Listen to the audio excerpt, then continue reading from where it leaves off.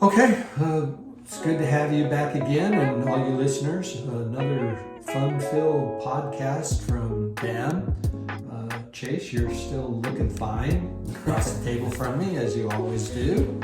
It's really the coffee glow that gives it away, I think. You know, why can't millennials take a joke? Why is that? Because the jokes always hit a little too close to their parents' house. Oh, man. That's a good way to start off. We're trying to be a little more lighthearted on here. Well, you say that joke, as an insult. But let's be honest, that's just good financial planning. Oh, ouch, ouch, ouch. There you go. The millennials turn it around into a positive thing. Well, and even the podcast a couple weeks ago, we had talked about millennials are turning it around. And one of the things is after they graduate or after they start their career, they spend a little bit of time in their parents' house or basement. And it's actually improved their financial position and their wealth and their ability to go buy a house, buy a car, get married, have kids. So I'm all for it. If it's good business sense and it's part of wealth management, I am all for it. Last episode, we talked a little bit about risk, and there's things you can control, there's things you don't, there's things that are connected, and there's things that are independent. But I wanted to go through risk management in this one. We all deal with risk. We all see it. How we respond to it is what we ought to be paying attention to. But risk management is the process of identifying, assessing, and taking steps to minimize or even eliminate the risk that we face in our daily lives. But once again, it's a process.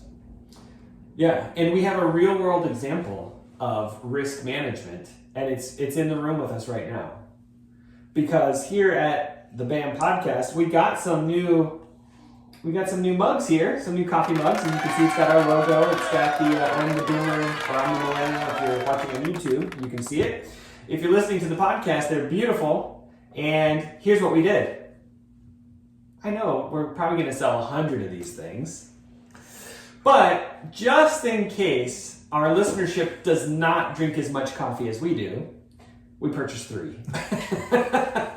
With that said, we will be making a second order. So if it's interesting to you, you say, hey, I want one of those mugs. I've got to make my little checkbox on the Boomer or the Millennial. You can order them, and you can order that by going to sending us an email at partner@ferskened.com, FERSKENED.com, and we'll get your coffee mug ordered. So, we haven't talked about cost or anything else because I wanted to go ahead. They're going to be such a hot seller. I wanted to buy 1,000. I wanted to go big or go home. So far, we've not had any, right? I've still got one all wrapped up, ready to ship. In fact, we ought to have a giveaway for someone. In fact, we could do that. I'll even pay for the shipping. If someone sends us a comment or a like that says something to the extent that the boomers rule or boomers are boomers, it's yours. And just send me your contact information through the email that Chase just mentioned. And in an effort to mitigate our risk here, Yep. If you get the mug, the only requirement thereafter is you have to take a picture of yourself with the mug for us to put on social media. There you go. There you go. It's yours. I love it. So, okay, risk management, the process, right? So there's 4 strategies that we're going to talk about for risk management. The first one is to avoid the risk. You talked a little bit on the episode about going on the 635 in Dallas-Fort Worth area. Just avoid it. Don't go on it, right? That's an easy way to mitigate a risk. What's the next one? Reducing risk. Not to avoid it completely, but to make it smaller. Yeah, good. The other one is retaining the risk. It's like, okay, there's a risk out there. I'm just going to keep that risk and I'm going to deal with the consequences, which is actually a way of actually managing risk by just dealing with the consequences and what they deliver. So this is one that a lot of kids employ when they say something to the effect of, I'm going to ask for forgiveness instead of permission, right? I'm just going to go for it. There's a risk there that it could be firm and harsh, or it could be, hey, good job, you took the risk, and now you're going to pay the reward, right? Pay the piper. The last one is to transfer that risk, right? Is I don't want to have that risk. I'm going to make you have that risk. And there's one common thing about that, but we'll get into that more. So each of these strategies have their own advantages and disadvantages, but the best approach will depend on the specific situation. And I'm going to say this again, you as the risk owner gets to identify which one of these you want to invest. Avoid, reduce, retain, or transfer. And I want to just, as we start this episode out, say right up front, risk is not bad. Risk is a part of life. It is. You can't get away from it. And so what you do with it changes everything. Well, yeah, I think the best way to do it is to jump into this because we've all got a couple of comments. But the first strategy for managing your risk is simply just avoid it, right? And you get to choose that. A unicycle. If you want to go buy the risk associated with riding a unicycle, that's on you. You can go do it or you cannot do it, but you get to choose to engage or not engage in that activity. I mean, you just went with the unicycle example. That was fantastic. That's a pretty good one, I thought. You just coming up with stuff out of the notes. That's good stuff. In other words, taking steps to prevent risky situations from occurring. You can influence those and just say no, right? I'm not going to be involved or engage in that risk. Mm-hmm. Yeah. Well, another example. If you're concerned about the risk of getting into a car accident, maybe you choose to walk. Or take public transportation, right? Yeah. Don't drive because you have a huge risk the minute you turn the key on that car and you go out on the streets. There's a big risk associated with that. I tell you, I had a friend who read in the newspaper and it said most car accidents happen within 1 mile of your house. Mm-hmm. So he'd get in the car and he'd start the car and he'd strap on his seatbelt and he'd buckle up and everything else and he'd start to drive. And then when he got a mile away, he'd take off his seatbelt because I just passed the greatest risk. And I'm like, dude, you are missing. He literally did take that for granted. Now, the reason that you get in an accident within a mile of your house is that's where you do most of your driving. Right? I just got to run to the store. I got to run the kids to school. Mm-hmm. That's that. So anyway. Yeah. So if you're looking for the safest option, avoid it. Avoid it. It eliminates the risk. You choose, and it totally. But what are some disadvantages? Because the advantage is easy. Don't do it. Yeah. Well, here's a big disadvantage. If you live in a rural area, it might be tricky to take public transit. Yep. Or to avoid driving in your own vehicle, or to walk, especially if you live out in the boonies. Now, we've just lost all of our listeners that are remote workers that live out in the boonies. So, well, they probably just jump in their truck and drive in anyway. So, yeah, we're probably good. Yeah. But avoiding risk can limit your opportunities. It prevents you from taking advantage of what could be beneficial situations. That's a downside, is if you're missing out on something because you're trying to avoid the risk. Yeah. I'm not going to drive, therefore you're not going to go and have some of the exposure that you would normally have if you were to drive. So the next one is reduce risk, right? We've avoided, now we're going to reduce. Yeah, it reduces your impact of maybe potential loss. It can be done by implementing some kind of safety measure, using the PPE, proper protective equipment, or by taking other precautions. So exactly. You mentioned in a previous podcast that when you were cutting something, you put a cutting glove on your non-cutting hand. That's right. That's just risk mitigation right there, or reducing the risk. You're cutting with a razor knife or you're cutting with a pair of scissors and you got your other digits out there ready to be lopped off if you're not careful. And so PPE, one of the things that people don't understand too is the simple fact of wearing safety glasses. By all means, when you're cutting the lawn or you're doing some of those things, throw on a pair of safety glasses. It's just that's a good example of reducing the risk. It could happen, but if it hits your eyes with safety glasses on, it's a reduction in the potential injury. Yep. It could be wearing a helmet while riding your unicycle. If you're going to take some risk, but you want to mitigate some and reduce it, put that helmet on. Yeah, I kind of like the idea of kids riding their bicycle, put a helmet on. We didn't when we were kids, and look what we turned out to be, right? So, or even the risk of injury of smoke or a fire in your house. Smoke detectors, install them, make sure they're working. Check the batteries every Labor Day or Memorial Day. I always heard it was with time change. That's what I've heard people do a lot. Time change. I forget when I change them. So I probably got the freshest batteries because I change them during time change. I change them during Memorial Day. I change them during Labor Day. Mine are good. Mine are really good. So. Well, there's some advantages and disadvantages to reducing risk. What are our advantages? So you can minimize the potential for loss or harm without completely avoiding that activity. So it's not as strict as avoiding the risk, but it actually allows you to do some of that. It just lessens your risk, right? Mm-hmm.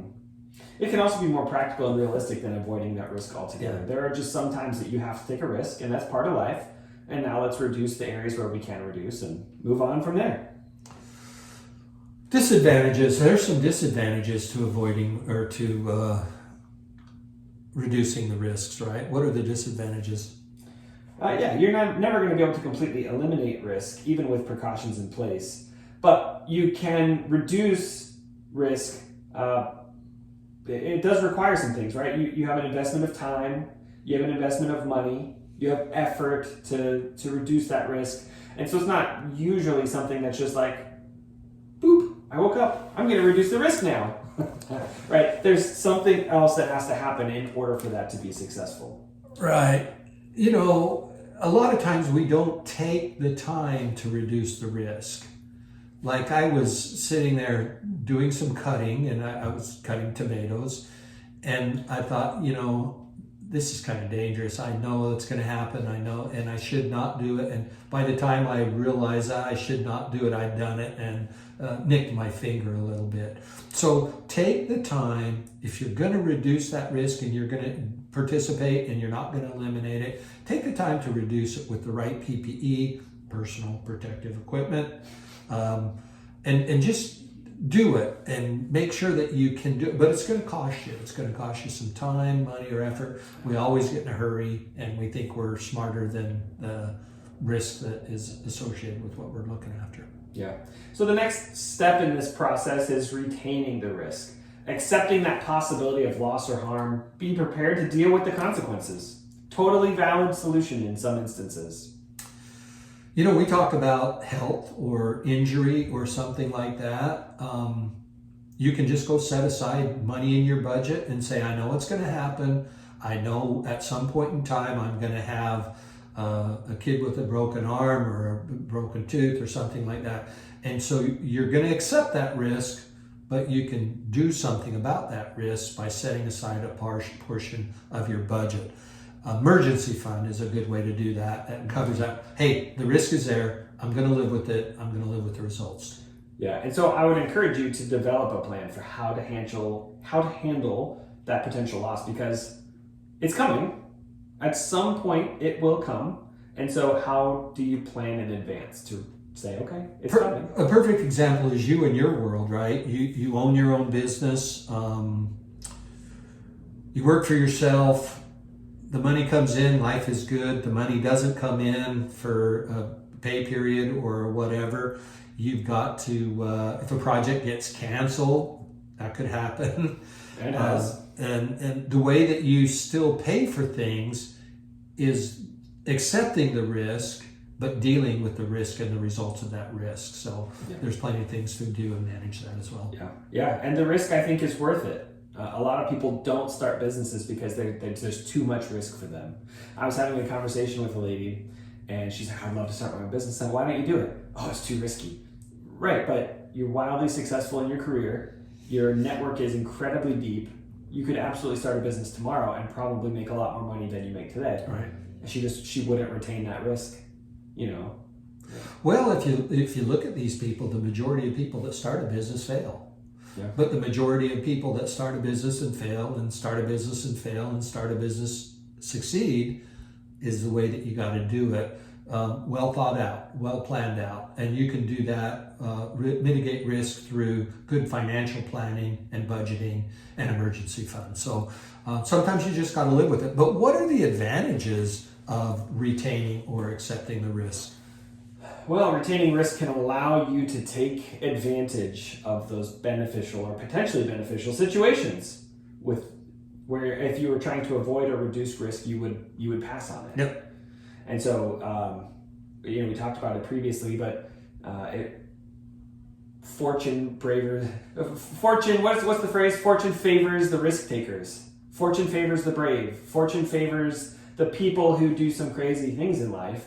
And so if you're willing to take the risk, you have some potential beneficial situations. We talk about this when you talk about having a job or having a career. Too many people have a job and not a career. And they hate going to it every single day. And they would rather deal with the risks of a mental challenge than they would the risks of, hey, I'm going to go get another job. Hey, I'm going to go start another business. So you would potentially miss out on a beneficial situation because you're risk adverse. Yeah. Yep. And it can be more cost effective than transferring the risk. You're not spending time, energy, thought to, mitigate or transfer. You're just saying, I'm going to move forward with it. This is part of what it's going to take, and I'm going to do it anyway. And the one thing you got to consider about risk is it might not happen. Mm-hmm. Now, you need to plan for it to happen, especially if you're going to assume the risk and you're going to take that and retain that risk, but it might not happen. Be in a position that it will not damage you financially if it does happen, but if you say, I'm not going to take that risk, then you're going to consider missing out on a beneficial situation. And it's going to be a lot cheaper by, it may not happen, than going and buying the risk, transfer of risk, I guess is the best way to put it. So, well, lay it on us then. What are some of the disadvantages? We've talked about the advantages, but what are the disadvantages? The big you will be responsible for dealing with whatever that risk brings you if it comes to pass. It's all your responsibility of dealing with the consequences. If you're willing to take the risk, mitigate the consequences or impact of that risk, but guess what? You alone have got to deal with those. Yeah. And another one, you're possibly required to have access to some kind of resource, financial or otherwise, some type of support that is needed to clean up the mess there. Or coping with it, right? Yeah. How you respond to it. You're right. So you got to have those resources, whether it's the financial resources, time resources. It's all going to be on you, and you're going to have to be the one responsible to deal with it. So let's talk about the last one here, which I think is actually a pretty good one, and it's a good lead in, but transferring risks. If I'm going to take some risk, I would love to go do whatever that risk is and have you be responsible for the outcome. What do you think about that one? Well, I am curious. Is this transferring risk where if someone asks, another couple asks you and your wife to go out to dinner and you say, oh, I can't, my wife is busy that day.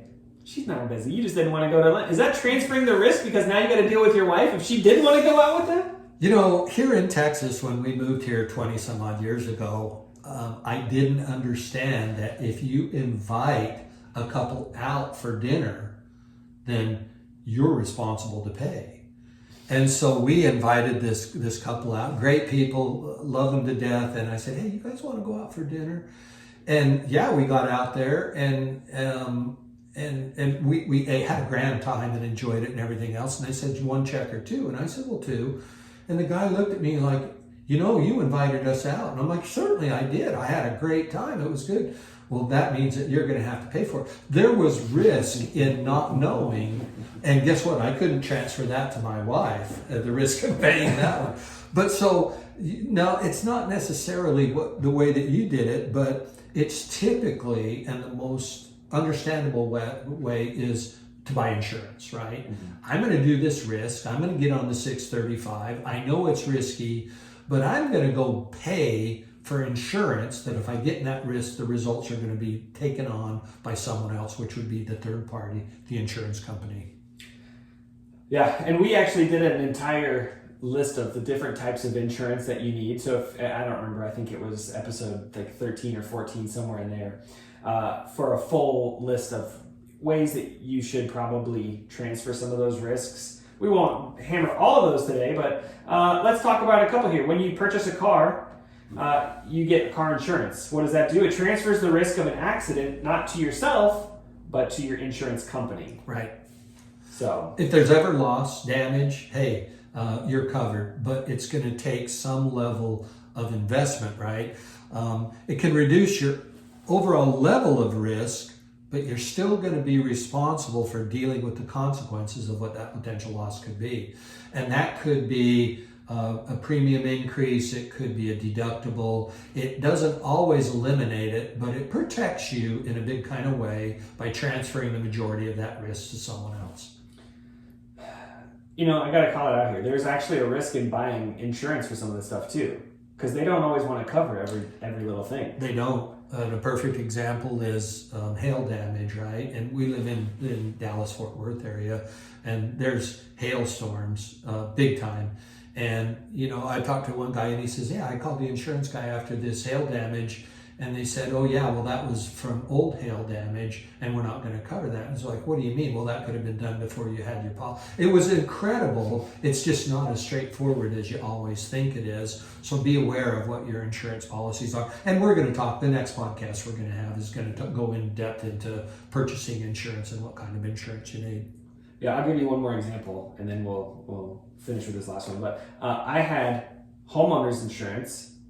I had a home warranty when we bought a new house. It wasn't a new house, it was new to us, but yeah. Okay. We had a problem with the plumbing, and I said, oh, this is frustrating. Okay, hey, home warranty people, here, I got a problem with the plumbing. It's going to cost, $15,000 or whatever. And they're like, oh, sorry, we don't cover that. What do you mean you don't cover that? Yeah, that's why I have a home warranty, so that when the plumbing issue happens, you fix it. Well, that's outside of the scope of what we cover. Okay, hey, home insurance people, I have this problem with plumbing, $15,000. Where do I go to submit this claim?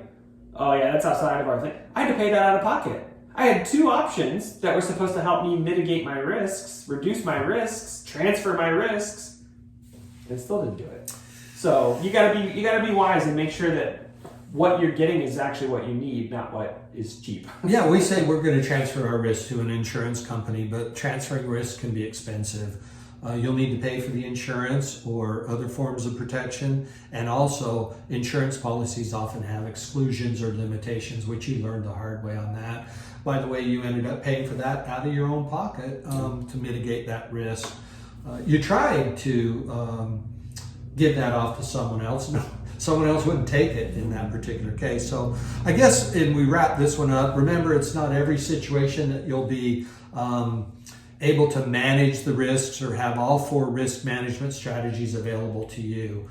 One of them may not even be available if there's no way you can buy insurance or no way you can assume it. There's just other things that you need to do. You may not be able to avoid or reduce that risk. Like if you live in Utah, for example, there's a big one going to happen. A big one what? Earthquake, the big one. Big one. And so there's things you can do, but you can't avoid that risk entirely, but you can protect against it. You could maybe not build your house on top of the fault line, but that's another thing for another day. I've seen those houses up there on that particular area. And so so there's other risk mitigations or changes that are not practical to eliminate, like quitting your job to avoid a risk that might not be something you want to do or that you can afford. Don't quit your job until you have another source of income. Don't gather more risk because of a bad risk decision. I think the biggest thing here is look at all these strategies, think of the pros and cons, listen to the episode twice, because this is an important one in managing your lifestyle and the risks associated with mitigations, eliminations, accepting, or transferring. Yeah, it's good stuff, man. Yeah, there's one thing that you should do is think about the risk before you make the decision to go do it. It's hard to go say I got in an accident and then go buy insurance and say, hey, I got this the day after that I got in the accident, I bought your insurance. So make sure you do it before you decide, am I going to do that risk or am I not going to do that risk? So good stuff. Good stuff today. If you want more info on the different types of transferring, again, go back. We talk about the different types of insurance that everybody needs to have. Right. Because you don't need all the insurance that's out there, but there are some core areas you want.